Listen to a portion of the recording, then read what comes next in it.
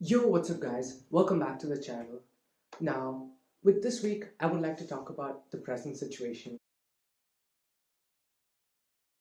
So, how exactly do you deal with such a situation, whether it be a lockdown or a quarantine? Do you just spend the whole night just watching your favorite TV show or just gaming away? Or even if you do get up early in the morning, do you just spend it without really doing anything or just wasting time being absolutely not productive at all? Of course not. I really don't think this is the best way to go about all that free time that you get from quarantine or a lockdown.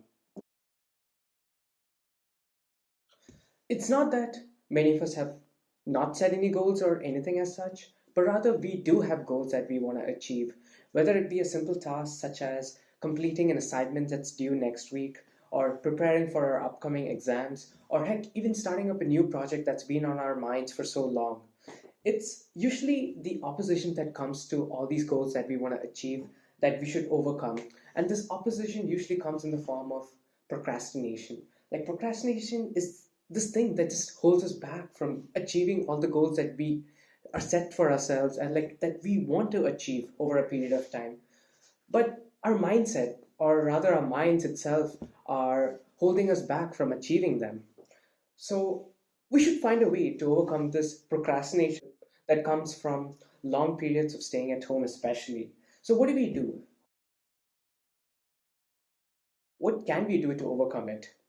I think my main way of overcoming procrastination is usually to start up a task that I feel very averse to doing.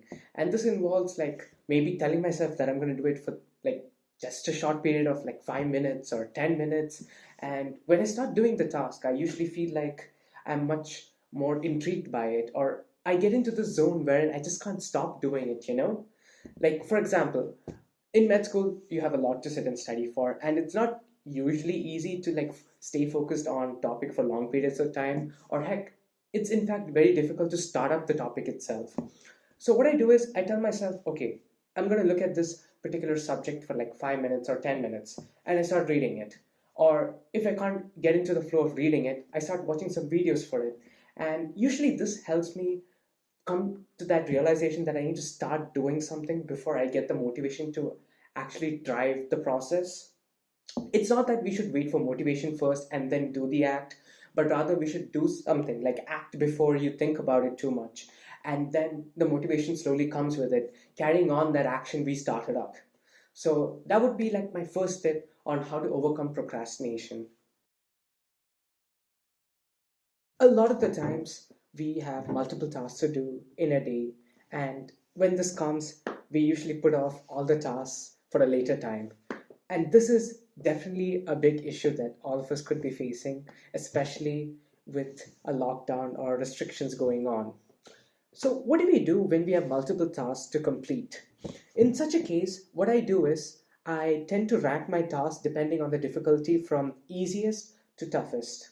And if the easiest task takes about less than 7 minutes or so, I prefer to finish it off then and there rather than leaving it for later. Now, with this, I ensure like all my tasks get completed over a period of time rather than leaving it for later.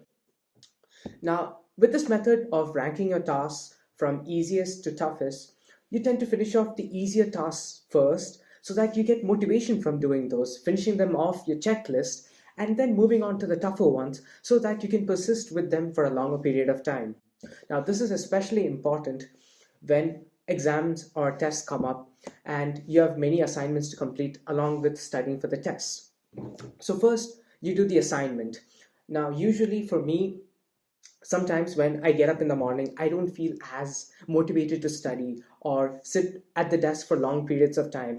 So I prefer to do or deal with small tasks that give me the immediate reward of just finishing it off my list, of just completing it. And that gives me more of a motivation or a drive to complete my next set of tasks. Now, sometimes as people, we tend to motivate ourselves into doing a task by guilt tripping. So, what does this exactly mean? By guilt tripping, I mean we tend to binge our favorite TV shows for a long period of time, or heck, we tend to play our video games for an obscenely long period of time. And at the end of it, we have this kind of guilt that just that just becomes unbearable, from putting off our tasks for a long period of time.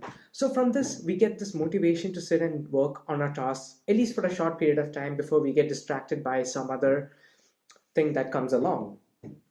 But this is not the best way to find motivation. Personally, I feel like this is a very counterproductive way of coming up with a source of motivation. For motivation, it's definitely much better to start working on a small task and then slowly working towards a bigger one. This is going to be a much better way of getting motivation. Or heck, you can even set up your study environment in such a way that you keep all the distractions away from your line of sight. For instance, getting your phone out of sight. Now, this is such an important thing because a lot of us tend to procrastinate by just sitting and twiddling our thumbs on our phone all day long, scrolling through our favorite social media sites, and definitely keeping your phone out of the way prevent yourself from procrastinating. So that's it for me this time. If you guys enjoyed the video, don't forget to like, share, and subscribe. And that's it for me this time. See you guys for the next one.